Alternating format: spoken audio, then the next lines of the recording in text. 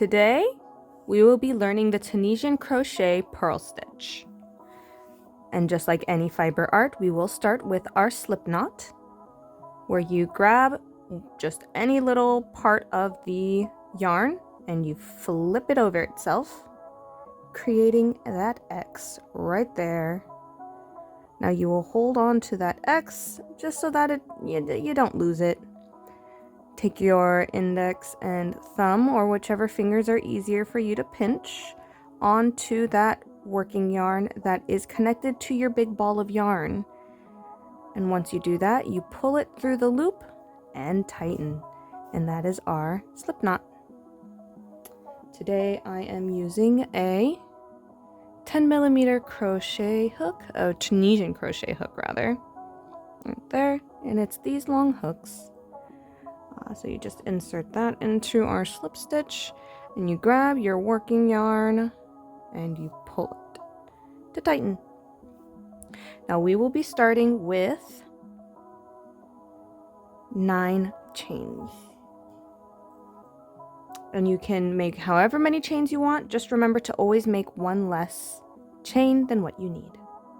So we will do that. We will grab our little working yarn there with our hook and pull it through the loop one time, and that's 1 chain. Again, we grab this little working yarn with the little crook of that hook, pull it through the loop, and that is our 2nd chain. I'll continue to do that.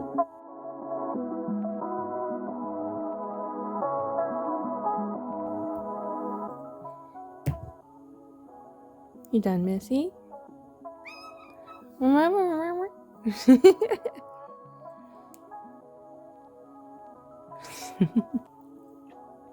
Alright, so we have our 9 chains.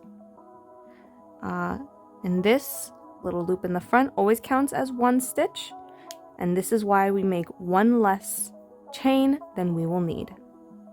So with our chains done, we will flip them around to find all of these little back bumps. And that is what we will be working into. So we find our first little back bump here. Now I like to use the little tip of my hook just to get into it. It makes it a little easier than stabbing it through, and it slides right through really easy. That you yarn over, and you pull that through the loop. Then our next back bump right here, right tip of that, you slide your hook through that loop, yarn over, and pull that yarn through the loop. And we will continue that all the way down to the end.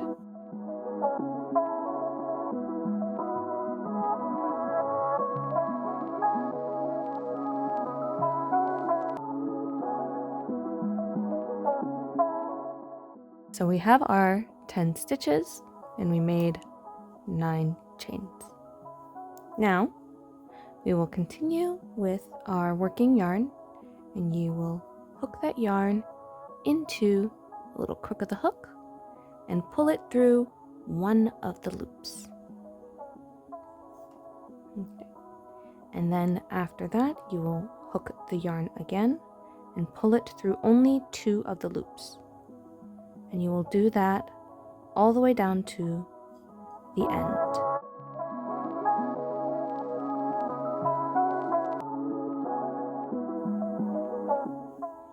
So this is your starter row. Most Tunisian crochet will start like this. So now with this here, because this first loop counts as your first stitch, you will always skip this little first loop right here. You will always skip that because this counts as your first stitch. Now what we will do is we will bring our yarn to the front of our project. Don't know if you can see that. Bring it to the front, and when you bring down your hook you want the yarn in front of your hook, like this. And that next little loop right here, so you'll see that loop, you will go down and insert your hook into the first or the closest bar, the bar that's closest to you. Insert it right in there, and you see how this yarn is literally right in between. You will bring that around forward, then all the way around your hook like so, and pull it through that bar. And that is your first stitch, your first loop. Now that is very confusing. I will be showing it again. Again, you put it in the yarn, the working yarn, in front. Bring your hook down so that the yarn is in front. You don't want it behind. You want your hook behind the yarn. You don't want your yarn behind. So this is how it's going to look. You find that next loop right here. That is our next stitch to work in. And that bar closest to you is what you will insert into. So you will insert your hook into that bar right there. Now this, you can see how it's in between, it's even pulling. You will bring that around your hook right here. That's causing that little line right there. Yarn over until you can hook this little working yarn and pull it through that loop. Now you have 3 stitches. You will continue that all the way down.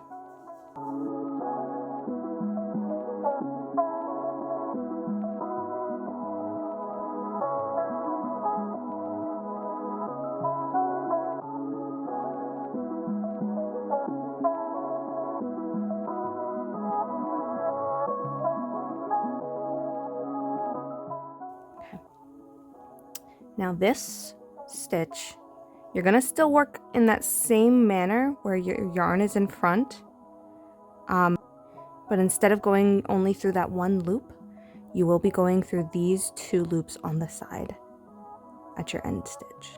So this is your loop, and this is that extra loop from the side, or bar from the side. You will insert it right in there to have the 2.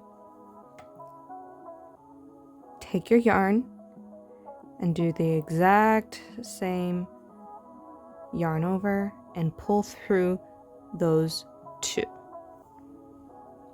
Right there.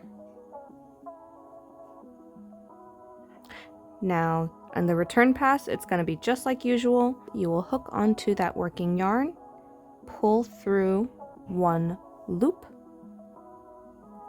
and then you will pull through 2 loops all the way to the end of the row until you have 1 loop left.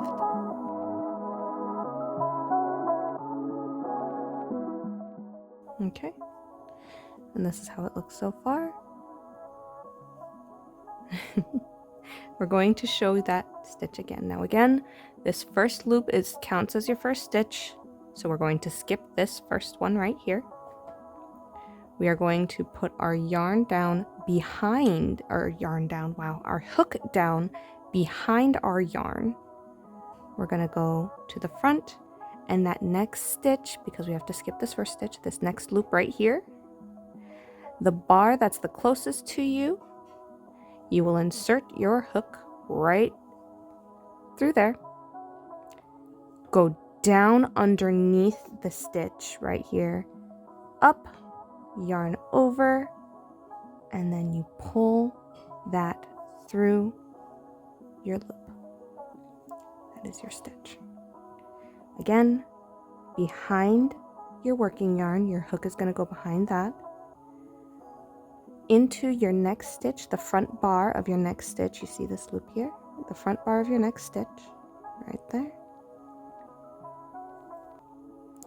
Bring the yarn down and around, and then pull it through. And you are going to do that all the way down until you reach the end.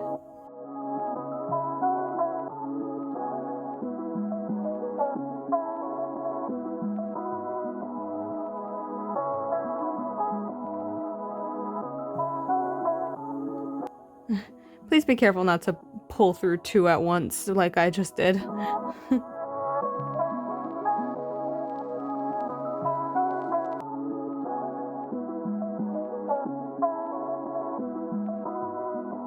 Okay, now on our last stitch of the row, again we work it the same with our hook behind our yarn. This is going to look a little funny. You see how funny that looks? Now we're going to go up top here. Now when you see this little stitch right here, you can see that it goes around. This right here, that goes into this little loop right here, that is going to be on the outermost side. Now the right hand side of this little loop there, that's also going to be on the same side. Now if you really look closely, that is our loop right here.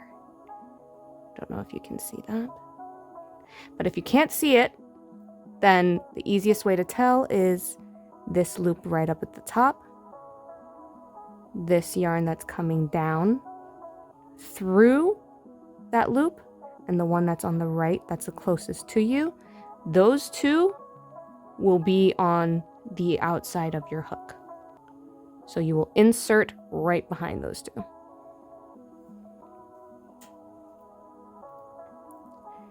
Then you take your yarn, because the yarn was in front of your hook, bring it around, yarn over, and pull through those 2 end loops. If I can grab my yarn. And not through 3 like I just did. That's an easy fix. You just slide it right over. This is how the stitch looks so far. And you will pull through 1 loop first, and then you will pull through 2 loops all the way down to the end of the row.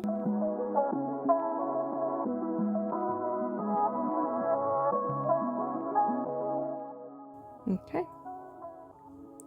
that is how it looks so far. I'm going to work more rows just so that you could see a bit more of the pattern. Ba-da-da-da. So this stitch is supposed to emulate a knit purl stitch. So for knitting, they call it the purl stitch. And that is what this is supposed to look like. It is very soft. It does not curl nearly as much as the Tunisian crochet knit stitch. But yes, this is a gorgeous stitch, and I hope everyone can try it out sometime and make something gorgeous. That was the Tunisian crochet purl stitch. All right. Happy crafting!